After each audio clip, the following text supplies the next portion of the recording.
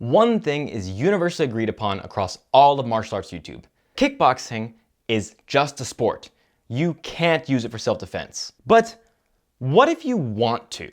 Is there a method of kickboxing that properly teaches you how to punch and kick for the street? Well, given that you've already read the title of this video, you know that my answer is yes, and its name is Dutch kickboxing.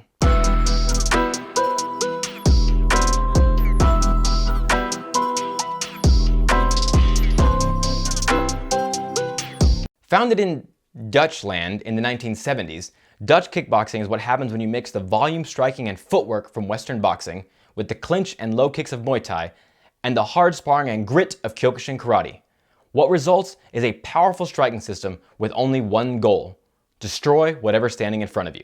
Now, that works great in the ring, but does it transfer to self-defense? To properly answer that, we have to first ask ourselves, what do we know about violent assault? Number one, it happens fast. The build-up may take a while, but once the attacker starts swinging at you, they are already swinging at you. There's no feeling out process. The fight is on. Number two, it happens at an extremely close range. As in, you'll be very hard pressed to find an assault situation where the attacker opened up with a long-range jab or front kick. Usually, they're already in arm's reach and already swinging full force. And number three, in case it's not clear, violent assault hurts. The goal is to cause as much pain as possible, as quickly as possible. With all that in mind, what is Dutch kickboxing if not a fast-paced, close-range, destructive striking system? Muay Thai is great, but most of the striking is one or two shots done at a long range. It has a good clinch, but when it comes to self-defense, it's a better idea to put your opponent on the ground than it is to trade knees with them. Now, Krav Maga has its uses, but honestly, it varies so much from school to school that it's hard to judge the system as one cohesive unit. With all that in mind, to me, the only answer for self-defense striking is Dutch kickboxing. That being said, when it comes to self-defense, you do need to learn how to strike. Despite whatever praise wrestling and jiu-jitsu get for self-defense, the reality is most people think of violence in terms of striking. Meaning, even if your plan is to grab hold of your opponent and choke him out on the ground, you can't just bypass the threat of his punches. And no style teaches you better how to defend from aggressive punching than Dutch kickboxing. You either learn how to protect your head or you learn how to work on your Nate Diaz impression. Oh, you're a wrestler. You're a wrestler. I remember I'm the black belt in Jiu-Jitsu. At the same time, defending punches alone isn't enough. You have to be able to give as much as you can take. And while you can usually rely on one jab or one low kick to end a fight quickly, that is far from always the case. Thankfully, Dutch kickboxing's approach to striking is, why hit once if you could hit twice, or thrice, or once? Now, this comes with an important caveat, because in a fight, you won't get in trouble if you beat your opponent to a bloody pulp while the ref takes his sweet time getting to break y'all up. But in a self-defense situation, there is something known as excessive force. And so while it might feel good to throw hook after hook as your opponent falls out of consciousness, it's not necessarily always justified. Fortunately, again, Dutch kickboxing is about more than just rocking the brain matter. It also relies heavily on vomit-inducing liver shots and tree trunk-shattering low kicks, which, all theatrical language aside, are probably better strikes for self-defense than a KO left hook ever is. I know it might sound counterintuitive to try to attack the body and legs when the head is a much more accessible target, but this isn't a John Wick movie.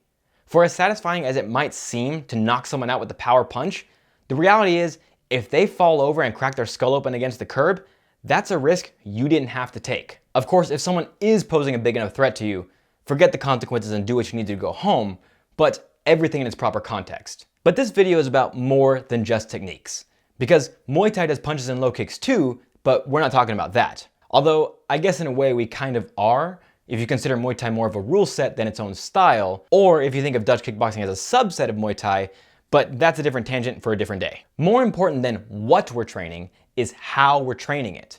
Because you can be practicing the most dangerous techniques in the world, but if you only ever do them at a slow, Tai Chi pace, you'll never be able to rely on them. With that in mind, understand that fighting is fast. Your opponent is throwing lightning fast strikes in real time with only one goal: to try and hurt you. The thing is, violent assault is even faster. In a fight, you have the luxury of feeling out your opponent and seeing how they're going to react and then devise a strategy and put it into place. You don't have time to feel out your opponent. Every second gone is a second wasted, meaning you either act or you don't. And again, thankfully, Dutch kickboxing, with its focus on high intensity training, teaches you to push the pace immediately. And as I'm sure we all know, the best way to learn how to develop fight strategy is by sparring. But here's where we run into an issue. Because just like how you train is more important than what you train, how you spar can make all the difference in the world.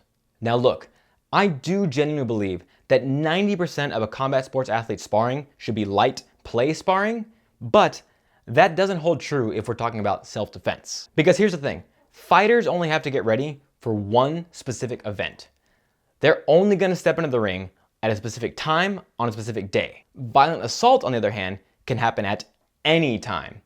You always have to be ready because you never know when you're gonna be asked to defend yourself or others. So, if you're training for self-defense and you have zero interest of getting into the ring and fighting for fame or money, your sparring has to replicate the chaos of a real fight. Otherwise, you're gonna be going to the gym day after day doing play sparring, developing tactics and techniques that really only work when you and your buddy are goofing off, but fall apart in the face of real danger against someone who couldn't give a shit if you were having a good time. And guess what?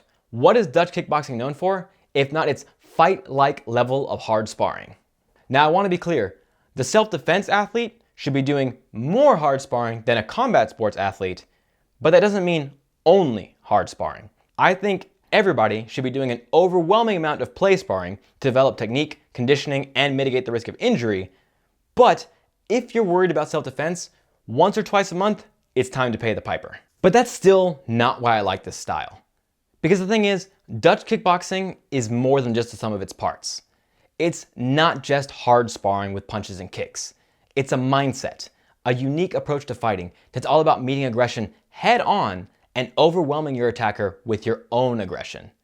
And when it comes to self-defense, personal protection, your mindset is way more valuable than a set of techniques or drills ever could be. Because when you have a cohesive mindset, that influences what techniques and drills you actually do. Similarly, Aikido is also a mindset of fighting. But where Dutch kickboxing is about meeting force with force, Aikido is about redirecting and avoiding that force. We could argue if that's actually useful or even practical in a real life situation, but the fact remains that is what the style is based on. So, even though Dutch kickboxing is only about punching and kicking, its mental cultivation is about so much more. But for every positive, there are always negatives, and Dutch kickboxing is no exception. Negative number one, and this one should be obvious, but because of Dutch kickboxing's insistence on hard sparring and rigorous training, the risk of injury is high. Whether we're talking about head trauma, which is a very real thing you should always be aware of, joint injuries, or just being so bruised you can barely walk when you're done training, every single injury you sustain in training could be a liability to you in a self-defense situation. If you're too injured from a sparring day to properly defend yourself, that's bad self-defense. But beyond just the risk of injury, there's another 16-ounce elephant in the room that we should probably talk about. Because I don't know if you've noticed this, but Dutch kickboxing only uses boxing gloves. And if you only ever train in boxing gloves, that gives you a very skewed idea of what bare knuckle striking actually looks like. Look, I'm a big proponent of closed fist punching, and a big opponent of heel palm striking. But even I have to admit, things change when you're bare knuckle, which you almost certainly will be in a self-defense situation. Not to mention, because of Dutch kickboxing's insistence on volume striking, you're constantly increasing the risk that your fist will land on an elbow, someone's skull, or somewhere else you don't want this dainty little thing to land. Fortunately, we can just reach back to our Kyokushin karate roots and learn other open hand ways of striking. So this is where stuff like chops, slaps, and yes, even the heel palm strike really begin to shine. Not to mention, if you wanted to, you could also double down on the Kyokushin training and condition your knuckles and wrists to be able to punch full force without any gloves on. But, and this is my main gripe with Dutch kickboxing and why I say it's its own style, not just a subset of Muay Thai. Despite having arguably some of the best training methods on the planet, it is also one of the most limited ways of striking. Muay Thai in particular is about punching, kicking, kneeing, and elbowing. Whereas Dutch kickboxing is about punching, kicking, and kneeing in a long range. There's some limited clinch in there, but not nearly as much as Muay Thai.